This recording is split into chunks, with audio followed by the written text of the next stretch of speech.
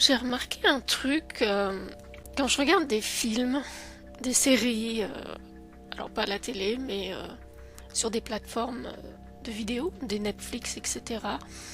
euh, j'ai remarqué que parmi les artistes, que ce soit les comédiens, comédiennes, enfin, particulièrement dans le monde du cinéma au départ, ou des séries, eh ben, il y a beaucoup de gauchers. Vous avez remarqué ça, vous aussi? C'est Alors vous allez me dire, bah c'est normal, il y a des droitiers, il y a des gauchers. Mais en même temps, euh, il y a quand même dans la population à peu près 10% de gauchers. Mais dans le milieu artistique, même chez les musiciens, chanteurs, chez les célébrités, même les grands politiciens aussi, les grandes figures, celles qu'on connaît, eh ben il y a pas mal de gauchers. Voilà, par exemple, on va faire un petit tour comme ça. Des gauchers, Jennifer Lawrence, actrice. John Cena, un catcheur, aussi acteur. Tom Cruise, Oprah Winfrey, Angelina Jolie, Brad Pitt, bah tiens, le couple quoi. Bill Gates, Barack Obama, Emma Thompson, Keanu Reeves, Mark Wahlberg, Sarah Jessica Parker, Bob Dylan. Bob Dylan. Alors Bob Dylan, lui il a vendu son âme hein, au grand commandeur en chef. Bref, qu'on pourrait appeler peut-être Lucifer. Bref, il l'a dit déjà dans une interview, il suffit d'aller la chercher. That's when I went to the crossroads and made a big deal. You know, like, yeah. Why do you still do it? Why are you still out here? Well, it goes back to the destiny thing. I mean, I made a bargain with it, you know, a long time ago, and I'm holding up my end What was your bargain? to get where I am now. Should I ask who you made the bargain with? with the chief commander, On this earth? and in this earth, and then in a world we can't see. Diane Keaton, Nicole Kidman, oh bah ça tombe bien avec Tom Cruise, il faisait la paire. Seth Rogen, Val Kilmer, oula il a pris cher. Lisa Kudrow, Julia Roberts, Dennis Quaid, Lady Gaga, Whoopi Goldberg, Bruce Willis, Jerry Seinfeld, Sylvester Stallone, Justin Bieber, Ringo Starr. Ah bah oui, c'est pas le seul Beatle d'ailleurs qui est gaucher. Matt Dillon, Ben Stiller, Mark Hamill, Luke Skywalker quoi. Demi Moore, j'allais dire, j'osais pas le dire parce que Bruce Willis, lui aussi est gaucher donc ça fait la paire. Goldie Hawn, Bill Clinton, bon bah il est pas acteur, enfin quoique, Tim Carey, Owen Wilson, Morgan Freeman, Robert Redford, Sting. Oui, il joue comme un droitier, parce que souvent les gauchers ont appris à jouer de la guitare comme des droitiers. Pierce Brosnan, Annie Lennox, Paul McCartney, donc je vous disais il y en avait un deuxième Beatle, lui il joue comme un gaucher. Spike Lee, Iggy Pop, Eminem, Jay Leno, Robert De Niro, et le Prince William, Céline Dion, Robert Patrick. Bref, ça fait quand même pas mal de gauchers chez les célébrités. On retrouve là aussi Charlie Chaplin, on retrouve les Bill Gates, Jimi Hendrix, Marcel Marceau, le mime, Paul Verlaine, Léonard de Vinci, Michel-Ange. Célébrités françaises aussi, Julie Depardieu, Audrey Fleurot, Nolwenn Leroy, Anémone, Élodie Gossuin, Daniel Auteuil, Bono Solo, Calogero, Benatar, Jean-Pierre Bacry, François Civil, De Vinci, Picasso, Fidel Castro, Kennedy Jr., Einstein, Newton, Beethoven, David Bowie, Kurt Cobain, Mozart, Maradona, il y a pas mal de sportifs aussi qui le sont gauchers, Pelé, Marilyn Monroe tiens qui est gaucher aussi, Calogero tiens aussi, Joe Cocker, Phil Collins aussi, Pink aussi tiens il est gaucher, ça fait quand même pas mal de gens, Morgan Freeman, on n'avait pas cité, Hugh Jackman, Scarlett Johansson, Mélanie Laurent est gaucher, Julianne Moore. Oh, je suis sûre qu'il y en a beaucoup plus, hein, mais là, tiens, Nikola Tesla aussi est un gaucher, Freud. Alors c'est intéressant parce que, comme je vous dis, il y a à peu près 10% de gauchers. C'est pas énorme, mais dans le milieu artistique, il y a au moins, je sais pas, pour moi, il y a peut-être 50% de gauchers, ou peut-être plus. Donc ils sont peut-être tous là. Ou alors, si vous êtes gaucher, vous allez peut-être faire une carrière. Allez savoir. Donc il y a beaucoup de recherches. Les scientifiques se demandent pourquoi il y a des gauchers, des droitiers, pourquoi si peu de gauchers par rapport au nombre de droitiers, pourquoi c'est pas 50% l'un ou l'autre. Au niveau de la génétique, c'est pas quelque chose qu'on se passe génétiquement de parents à enfants. Si vous prenez deux parents gauchers, il n'y a que 25% de probabilité que leur enfant soit lui aussi gaucher. De même, chez les vrais jumeaux, si l'un des deux est gaucher, l'autre ne le sera que dans moins d'un cas sur trois. Et pourtant, les vrais jumeaux sont identiques au niveau génétique. Donc, c'est pas trop dans les gènes que ça se passe. Ensuite, ils ont cherché au niveau des animaux, comme les chiens et les chats, ils peuvent avoir une patte préférée. La répartition est en général de 50-50 entre droitier et gaucher. Il semble que la proportion fortement asymétrique 90% de droitier, 10% de gaucher, soit bien unique à l'espèce humaine. Attention tout de même, vous avez peut-être déjà lu des histoires concernant le cerveau droit et le cerveau gauche. Le cerveau droit étant censé être plus intuitif et créatif, le deuxième plus analytique et rationnel, c'est-à-dire que le cerveau droit plus créatif, c'est celui des gauchers, puisque le cerveau droit est celui qui contrôle la partie gauche, et le cerveau gauche est celui qui contrôle la partie droite, donc pour les droitiers, et elle serait plus analytique et plus rationnelle. Mais a priori, ce sont des âneries sans fondement neurologique. Bon, ben, j'ai pas trop cherché là-dessus, l'histoire du créatif et du rationnel.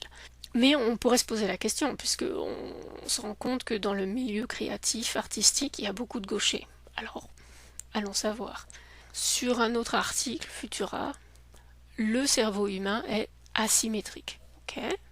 Malgré le nombre conséquent d'images analysées, puisqu'il y a eu tout un tas d'analyses par rapport à des images des IRM qui ont été faites sur des gauchers, les scientifiques n'ont pas pu identifier de marqueur clair qui permet de différencier le cerveau d'un droitier de celui d'un gaucher d'un simple coup d'œil. Donc, en regardant juste des images de cerveau, il est difficile de déterminer si c'est un gaucher ou un droitier. Ça reste donc un mystère. Et enfin, chez Femmes Actuelles, on nous dit, on sait pourquoi 15%. Alors eux ils disent 15% d'entre nous sont gauchers. Des chercheurs britanniques de la Medical Research Council ont tenté de comprendre pourquoi ils sont plus rares, les gauchers, et qu'est-ce qui fait que l'on est gaucher ou droitier. C'est en étudiant l'ADN de 400 000 volontaires que les auteurs de ces travaux publiés dans la revue scientifique Brain, qui veut dire cerveau, ont pu isoler plusieurs gènes, dont l'un d'entre eux serait responsable de cette particularité. Alors, c'est pas génétique, mais ça pourrait être quand même une histoire de gène. Si ce gène joue un rôle dans la sinistralité, c'est le fait d'être gaucher. Bah oui, donc le fait d'être gaucher, ça s'appelle la sinistralité. Tiens, un mot à chercher.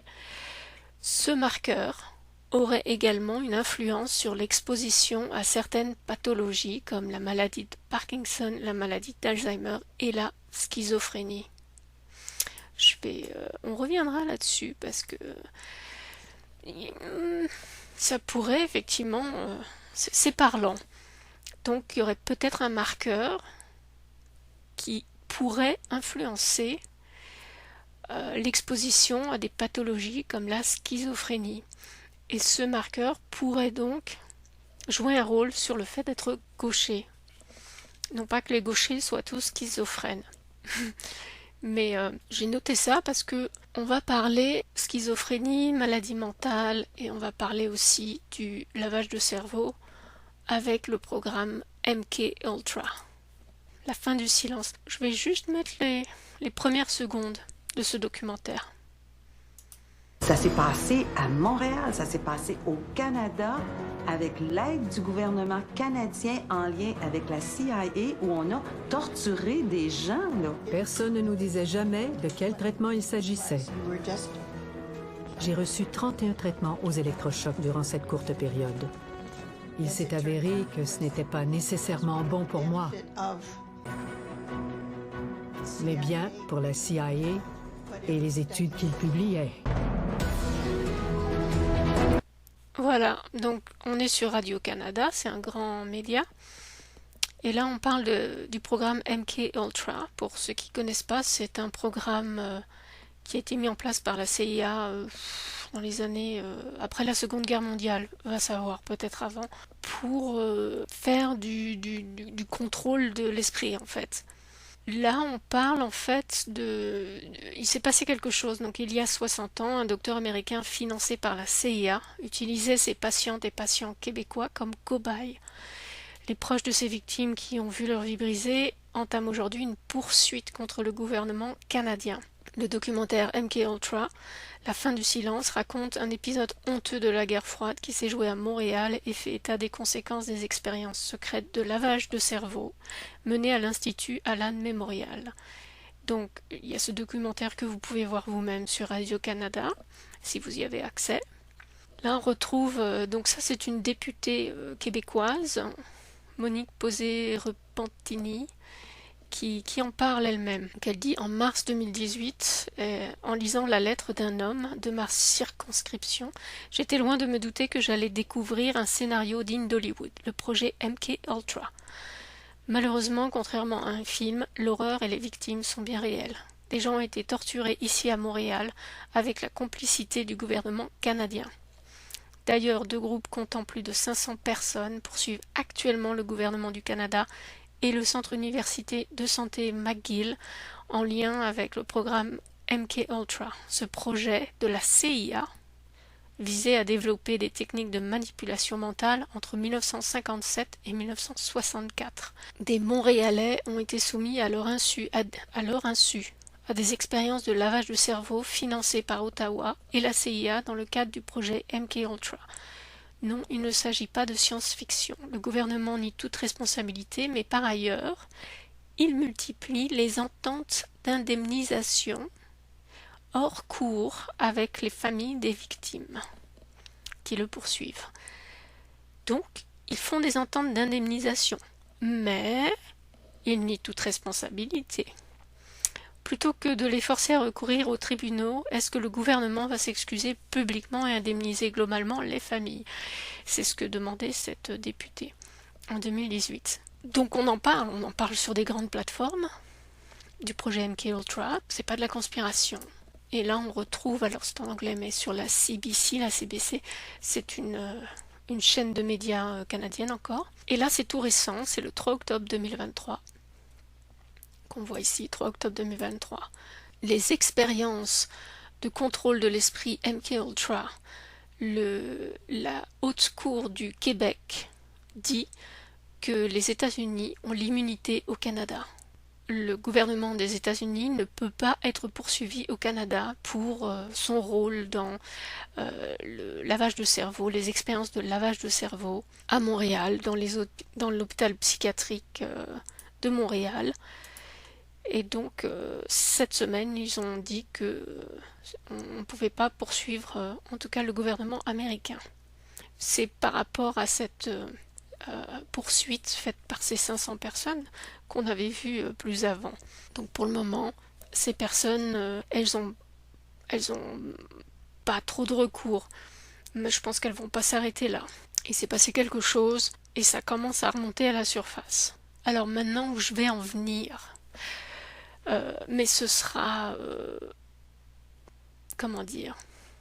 ce sera l'appréciation de chacun. Ça m'a rappelé tout ça, le fait qu'il y ait autant de gauchers dans le milieu du divertissement politique, toutes les grandes célébrités, celles qui sont mises en lumière. Le programme MKUltra, donc le programme de lavage de cerveau ou de contrôle d'esprit, ça m'a rappelé une série, alors vous l'avez peut-être vu si vous êtes un petit peu né dans les années 70, c'était une série, mini-série de 1983 qui s'appelle V. Ils en ont fait une plus récente, mais la toute première mini-série V. Alors, en gros, des extraterrestres arrivent, ils ont l'air gentils, ils proposent des remèdes pour la santé, ils sont super coopératifs. Et puis on s'aperçoit qu'en fait, derrière leur apparence humaine, c'est la narrative qu'on leur donne dans les médias, chez les politiques.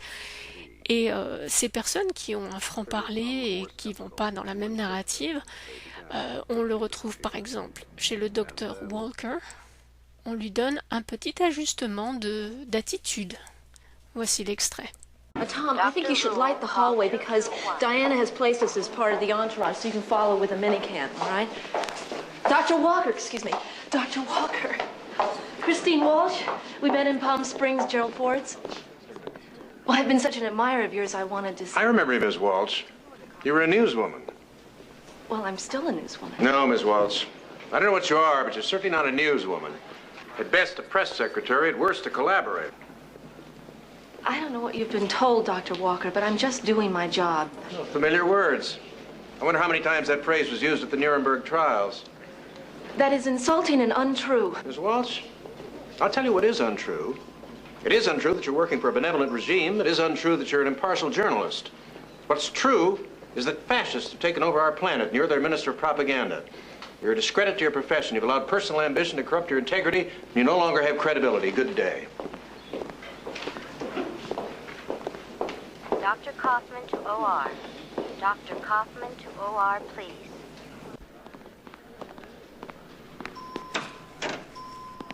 Dr. Walker, we've been waiting for you.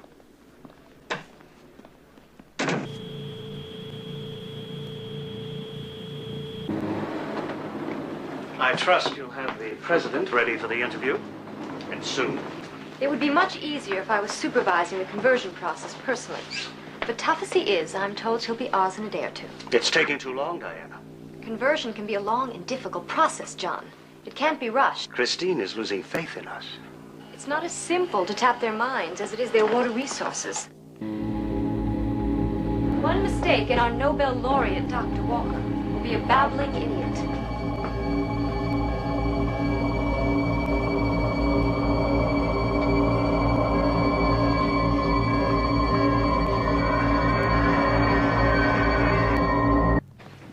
This way.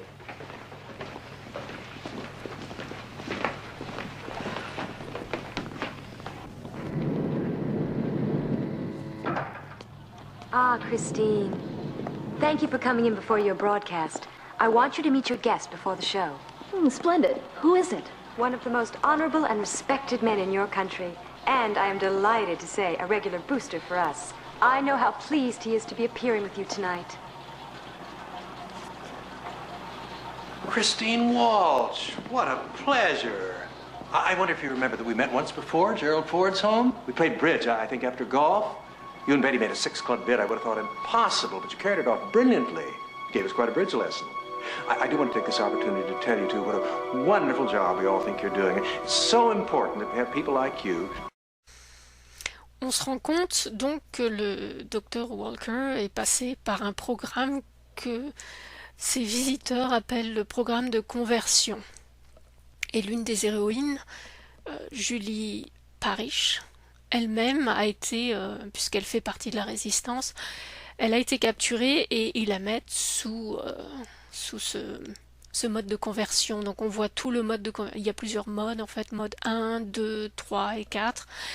Et on comprend que c'est une conversion qui se fait au travers d'une technologie bien évidemment, et puis aussi au travers de la peur, de la terreur. Begin. Start with mood conversion. Mode 1.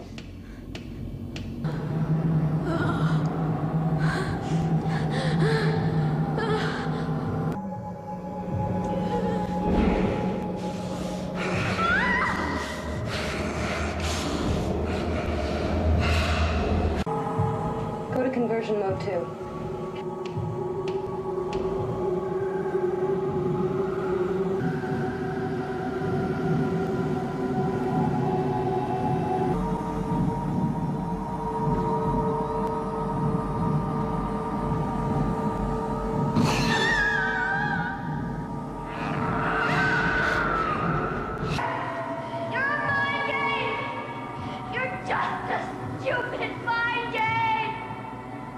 Her mind is strong.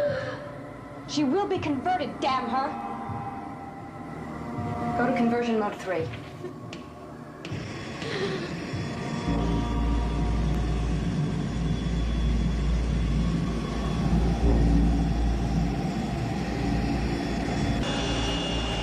Julie, I'm going to make all those things go away. I'm here to help. Come to me. Diana, I warned you of the seriousness of... Yes. Never mind. Give me maximum.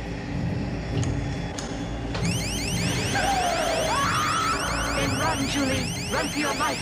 Run faster, Julie. Run faster.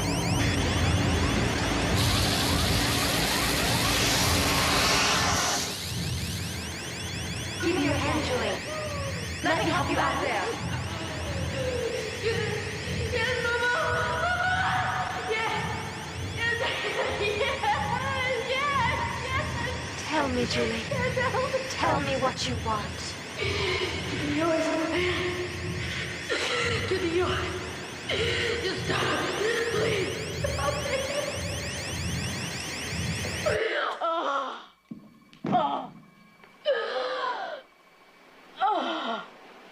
Compte que des gens qui avant étaient droitiers se retrouvent gauchers. Et c'est suite à cette conversion en fait faite par les visiteurs. Cette conversion reconfigure tout le cerveau et les droitiers deviennent gauchers. Alors comme il y a plus de droitiers, ils deviennent gauchers, mais il y a peut-être des gauchers qui deviennent droitiers. Mais cette conversion, qui est en fait du lavage de cerveau, est une série, c'est de la fiction, hein, on est bien d'accord, franchement, des reptiles, n'importe quoi. Et puis on va finir par ce petit clip, on voit Julie, qui après sa conversion, ne sait plus quelle main utiliser, droite, gauche, voilà. How is she? She'll be all right in a while. You know they're planning to get married. I didn't know. Yeah, nobody did. See, it's a real big mistake making plans like that the way things are.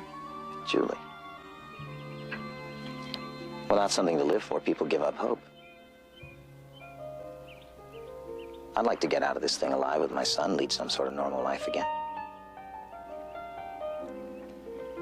I'd like you to be part of it. Oh, Mike, I can't even think of that right now. Let's walk. I don't even know what hand to use. Do you know that I have to concentrate to use my right hand? I don't even know where I am from day to day. They screwed me up so bad that I don't even trust myself anymore. It'll pass. No, it won't pass. Tyler was right. I should just step down before I really hurt somebody. Julie. Et pour finir, on va finir sur ce clip. En fait, c'est une conspiration de scientifiques. Alors, à ce moment-là, dans cette série, les scientifiques étaient de vrais scientifiques indépendants qui réfléchissaient et qui étaient peut-être les seuls à se rendre compte qu'il y avait quelque chose qui n'allait pas avec ces visiteurs et que leur plan n'était pas peut-être si gentil que ça, leurs intentions n'étaient peut-être pas si gentilles que ça, et ils commençaient peut-être à parler. Et donc, il a été inventé toute une conspiration autour des scientifiques en disant que eux-mêmes, les scientifiques, conspiraient pour détruire les visiteurs.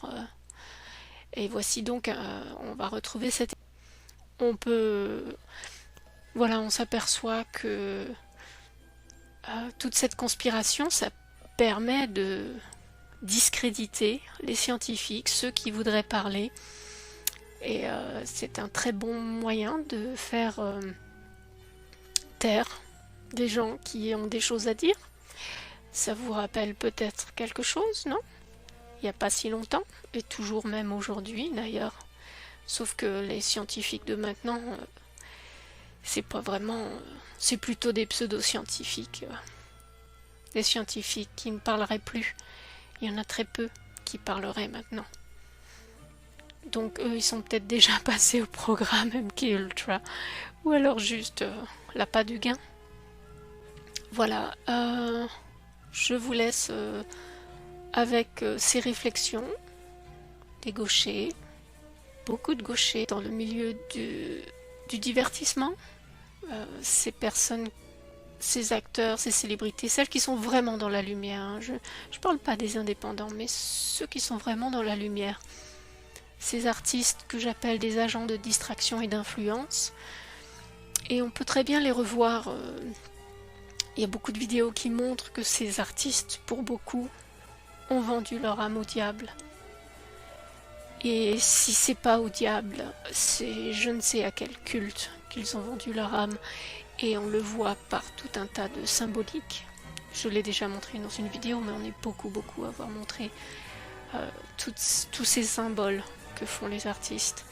Alors pourquoi est-ce qu'ils font tous ces symboles qui sont des symboles franc-maçonniques, des symboles satanistes, voilà, des symboles de culte. Je suis tombée sur un papier intéressant sur internet, alors on va le traduire. Voilà, donc en fait c'est la programmation de l'esprit par des événements traumatiques. Principe de base de la programmation du contrôle de l'esprit. Les programmes de contrôle de l'esprit basés sur les traumatismes peuvent être définis comme une torture systématique qui bloque la capacité de la victime à un traitement conscient, par la douleur, par la terreur, donc on en avait parlé déjà, les drogues, l'illusion, la privation sensorielle, la surstimulation sensorielle, la privation d'oxygène, peut-être mettre des masques pendant 24 heures sur 24, ça prive un peu d'oxygène, ça peut être un moyen de contrôler les esprits. Le froid, c'est sûr quand on ne peut pas mettre son chauffage à plus de 19 degrés l'hiver chez soi parce que la chaleur, stimulation cérébrale, la quasi-mort, puis emploie ensuite la suggestion ou le conditionnement. L'objectif est que la victime suive des directives sans conscience, y compris de ses convictions spirituelles et de sa volonté.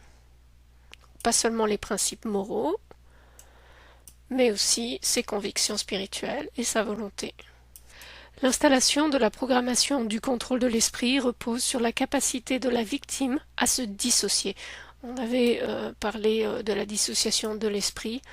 Il me semble qu'il y a pas mal, quelques célébrités qui ont déjà parlé publiquement de leur esprit dissocié avec plusieurs personnalités. Ce qui permet la création de nouvelles personnalités. La programmation du contrôle de l'esprit a été installée en dessous du niveau de conscience de l'esprit de la victime. La programmation crée délibérément un trouble dissociatif de l'identité, également connu sous le nom de trouble de la personnalité multiple. Le contrôle de l'esprit est l'esclavage total. Les entités, que j'appellerais aussi d'ailleurs les contrôleurs de ce monde, qu'on ne connaît pas forcément, les entités qui ont programmé les victimes contrôlées par l'esprit sont des maîtres d'esclaves modernes. Esclaves modernes. Donc l'esclavagisme, c'est pas juste une période de l'histoire. La programmation du contrôle mental a été largement diffusée dans le monde entier. Oui, c'est-à-dire que on peut faire des programmations mentales sur des individus, mais je crois que récemment, on peut se dire que la programmation mentale est globale, et ça passe par les médias, entre autres. Il suffit de terroriser le monde, donc de passer par la terreur, on en a déjà parlé, et sous la peur, les gens sont très très programmables, influençables, car ils vont chercher la sécurité. Ils vont chercher la sécurité, et donc ils vont accepter de perdre leur liberté pour trouver la sécurité. Et ça, les gens qui utilisent ce genre de programmation mentale le savent très très bien. Les candidats typiques des esclaves programmés par le contrôle mental sont les suivants. Les responsables politiques, les chefs de gouvernement, personnel clé, chefs militaires, les chefs de file du secteur financier, les banques donc, des gens d'influence qui ont de hautes responsabilités, politiciens. Alors, est-ce que les politiciens sont tous des personnes qui ont été choisies, lavées du cerveau, programmées, ou est-ce qu'ils sont volontairement entrés dans ce jeu? Ça, c'est une question sans réponse, en ce qui me concerne, mais peut-être que certains ont des réponses. Il y a les enfants aussi, qui sont victimes de ces programmations. Ils sont facilement programmables. Ils sont souvent utilisés pour le trafic sexuel. Ça, c'est un sujet dont on ne parle pas assez. Ils sont utilisés pour le trafic de drogue. Qui soupçonnerait un enfant d'aider au trafic de drogue? Et aussi, ils sont utilisés pour la collecte de renseignements. Pareil, on ne soupçonne pas les enfants, et d'ailleurs, il y a un extrait dans la série, la mini-série V, dont je parlais, où le fils du héros principal de la Résistance, le fils de Mike, a été enlevé et il le restitue à leur père, mais bien sûr, ce fils est passé par la reprogrammation, en fait, la conversion, et a été réintroduit afin de collecter des renseignements. Ils peuvent être également programmés pour être un esclave dormant, et non pas plus simple, mauvaise traduction, qui peut être invoqué plus tard en situation particulière par les programmeurs. Plus on programme quelqu'un à un jeune âge, plus c'est facile, et plus c'est intégré, et plus c'est profond.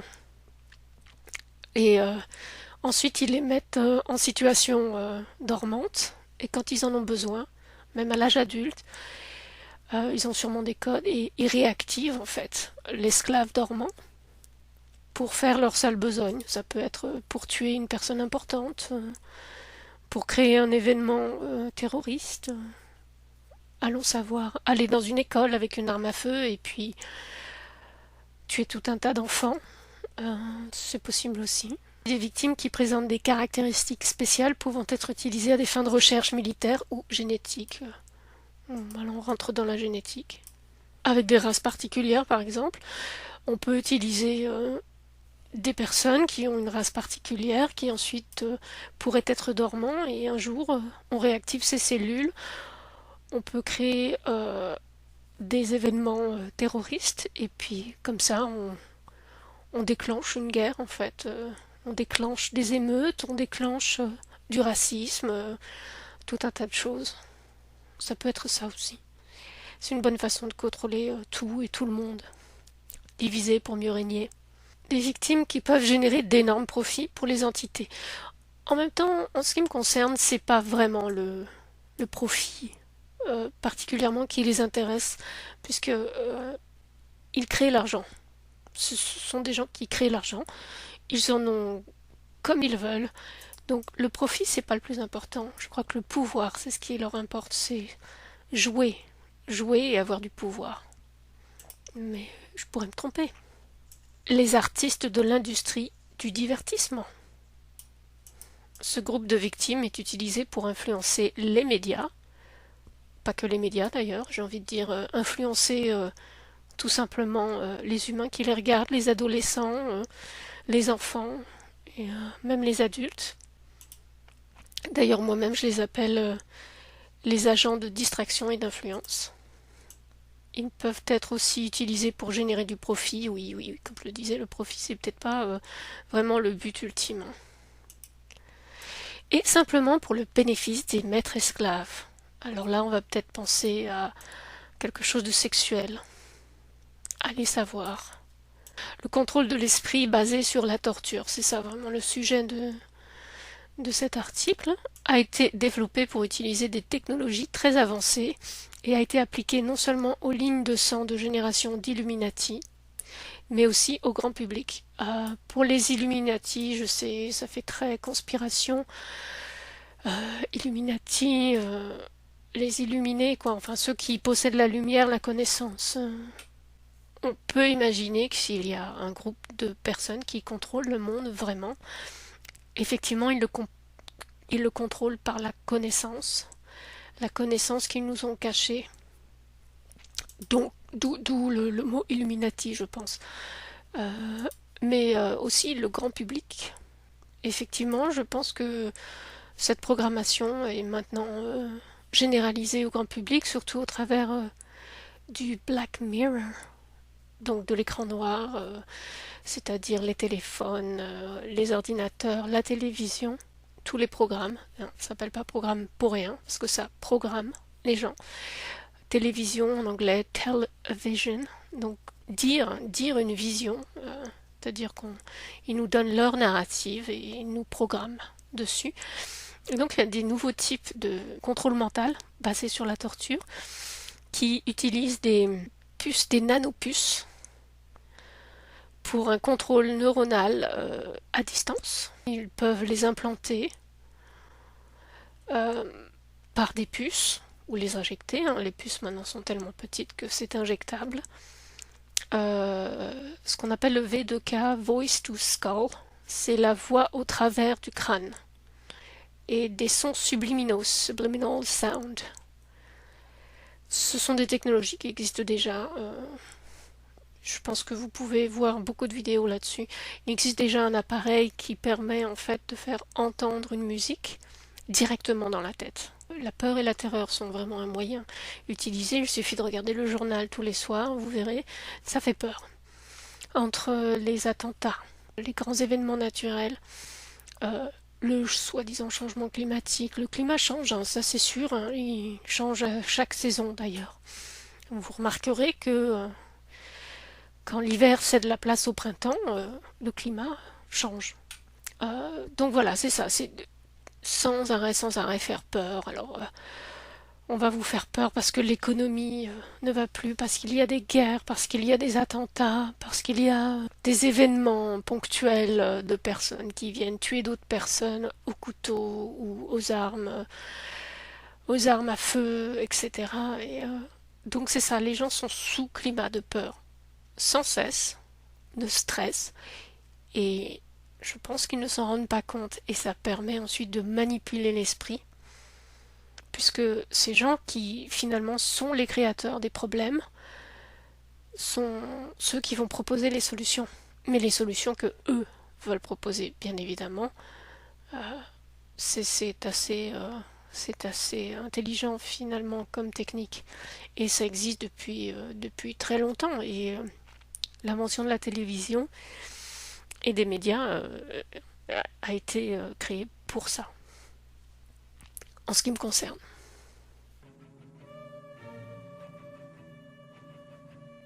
Donc, est-ce que ces artistes sont gauchers naturellement? Est-ce qu'ils sont devenus gauchers plus tard? Est-ce qu'ils ont vécu des choses traumatiques? Est-ce qu'ils ont le gène, un gène spécifique? Beaucoup de questions, mais est-ce qu'on aura des réponses? Je ne sais pas. Voilà, je vous laisse avec toutes ces informations, et puis vous faites vos propres recherches. Et je vous laisse avec toutes ces réflexions. Et puis merci d'avoir regardé cette vidéo.